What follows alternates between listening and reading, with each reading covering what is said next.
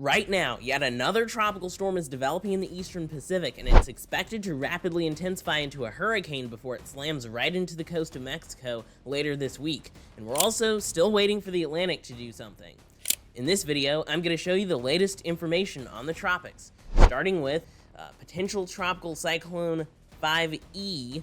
The National Hurricane Center currently has maximum sustained winds on this are 35 miles an hour. The minimum pressure is 1009 millibars. It's moving west-northwest at 8 miles per hour. Now this is expected to intensify pretty quickly, potentially becoming a hurricane before it hits Mexico. The key messages for Potential Tropical Cyclone 5E are the disturbance is expected to become a tropical storm on Tuesday and quickly strengthen into a hurricane by Wednesday as it approaches southern Mexico. Hurricane watches will likely be required for portions of southern Mexico tonight or early Tuesday, and the system will likely produce heavy rainfall across portions of Central America and southern Mexico through this week. Life-threatening flooding and mudslides are possible, especially in more mountainous areas. And here's the current satellite image of Potential Tropical Cyclone 5E. Not really an organized system just yet, but for the most part, conditions are favorable for this to intensify pretty quickly. And here's the NHC cone showing this is going to be a tropical storm, at least in terms of wind speed, tonight. But then to actually become a full-on tropical cyclone might take till Tuesday afternoon. We could have a tropical storm by that point before it becomes a hurricane on Wednesday and then hits Mexico on Thursday. And then once it hits the mountains, it's gone. In terms of the wind speed and the area of low pressure, then the rain is going to be an even bigger issue. Here's the track guidance for Potential Tropical Cyclone 5. There's sort of spread out on where this is exactly going to hit, but a lot of the models are pretty clustered in on where it's going to hit, but there is some spread in the actual forecast track guidance, which is not super surprising because the low pressure center isn't actually very organized. So depending on where this sets up, actually once it gets a more well-defined center, the track guidance will be a bit more certain on where it's exactly going to end up. In terms of the wind speed, it is going to slowly intensify over the next 12 to 24 hours, but once it actually gets really organized, it could actually enter rapid intensification, potentially reaching hurricane strength within 48 hours, anywhere from like 36 to 48 hours, and then it could become a high-end Category 1, maybe even a Category 2. One of the models shows that. We'll see. A lot of these storms haven't intensified quite as much as some of the high-end models have shown, so I'm thinking it could become a hurricane, at least a Category 1. But it is going over some very warm sea surface temperatures, and so that's definitely going to be favorable for some quick intensification once the center can actually get pretty organized. However, the MJO is actually working against this. It's pretty unfavorable right now. It was favorable just a few days ago. This favorable pattern kind of was over the eastern Pacific, but that has completely switched around, and so now it's actually in an unfavorable phase. But other conditions are favorable for this to intensify.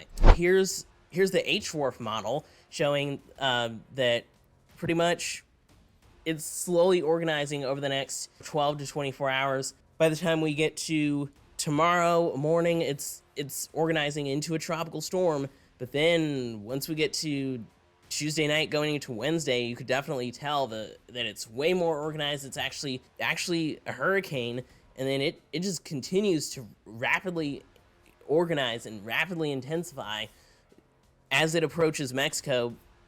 By the time we get to Wednesday night into Thursday, it actually has an eye and all that, and then once we get to Thursday afternoon, as it's approaching the coast, still a very organized hurricane-looking system. Once it makes landfall, kind of potentially Thursday afternoon, Thursday night, then as it goes inland, it definitely starts falling apart. But notice all that heavy rain just falling over the mountainous areas. So that's that's going to lead to a lot of flooding concerns too. And in terms of the winds on this, it actually is, not very organized until we get to really Tuesday night, according to the HWRF model, and then it rapidly starts organizing. And take a look at these winds.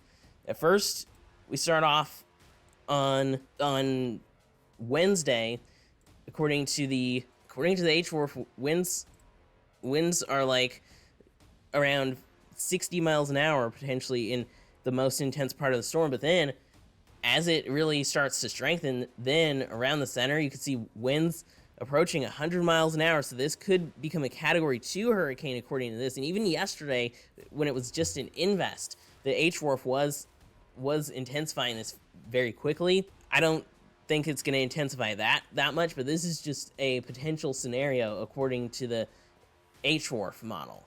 And we're looking at winds just north of the center that are around 97 miles an hour, almost 100 mile an hour winds on this system, and then continues to intensify until it reaches the coast. You have actually winds are 105 miles an hour according to the HWRF just north of the center, and then once it starts moving on land, the wind speeds are a lot less. But just look at this, you still have winds of 85 miles an hour, and the winds along the coast are in that 40 to 55 mile an hour range. But the rain is going to be a really big issue.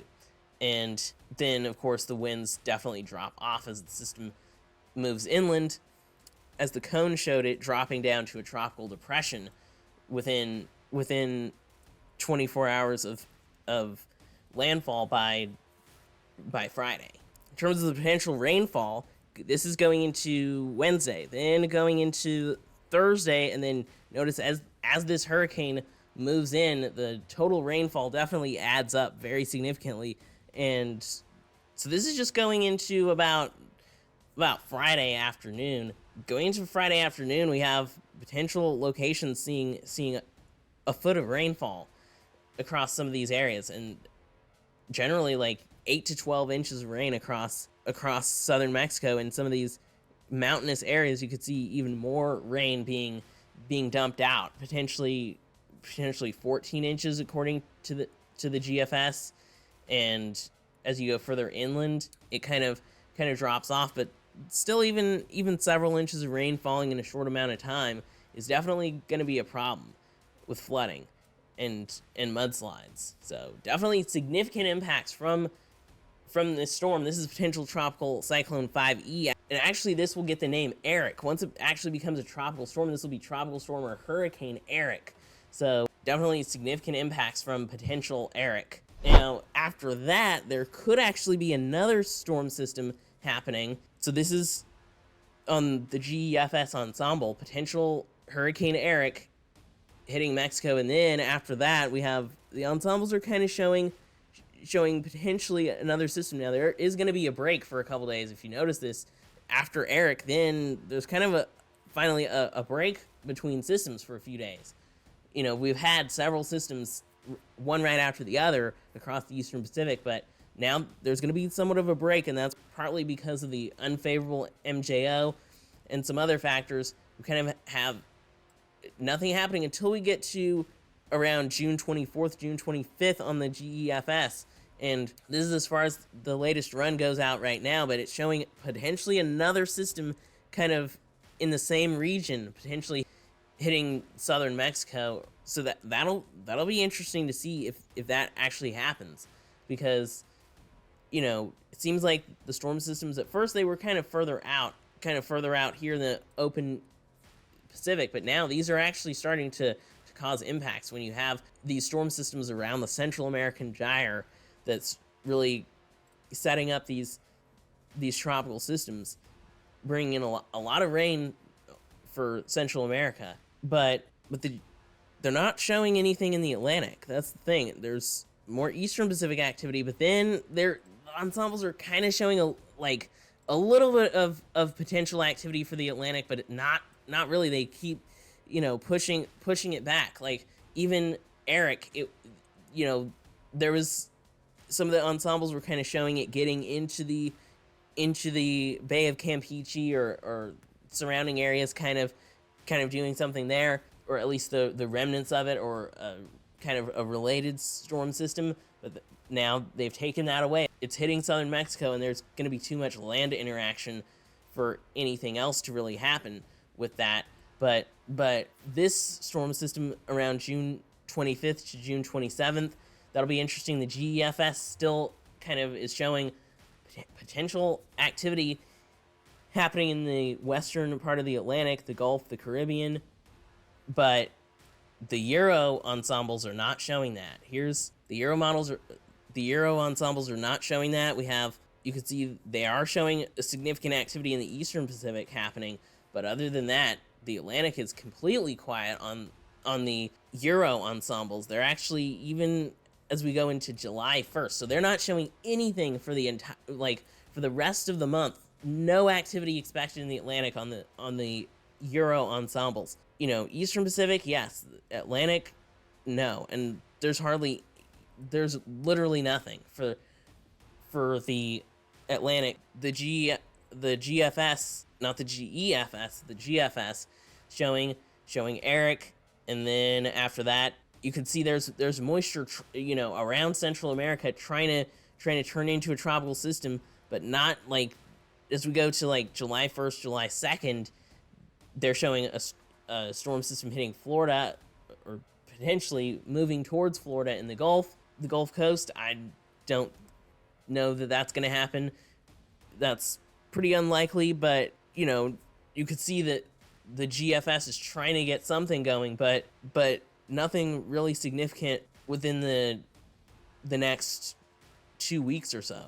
And the Euro model definitely isn't showing anything. So it's really, Eastern Pacific activity is definitely possible, but the Atlantic is not looking active at all, according to the forecast models. And part of that, I think, is definitely the MJO. You have notice how it's, over the past few days, it was actually favorable, even in the Atlantic, but especially over the Eastern Pacific.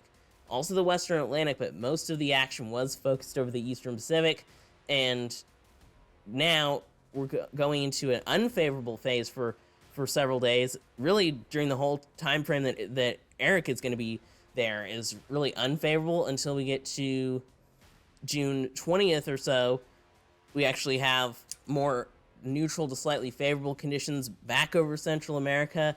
That could kick off a storm system as we go towards June 22nd. They're showing it, and really just, it does slowly start moving towards, by the end of June, it starts moving towards the Western Atlantic. So it was over the Eastern Pacific, then it does shift eastward. So that's something to watch too, that maybe there's going to be at least some potential activity trying to get organized. I don't really see any consistent indications that there's going to be a tropical storm really at all during the rest of the month in the Atlantic. And here's a look at the 40-day forecast of the MJO, and it's basically showing the same thing, really unfavorable going into June 21st, neutral for June 26th. But once we go to July, it looks like for all the way from July 1st to even July 11th, it is slightly favorable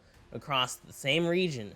And then it kind of goes back to neutral, but it is showing another potential window of favorable conditions in July. So that'll be something interesting to see.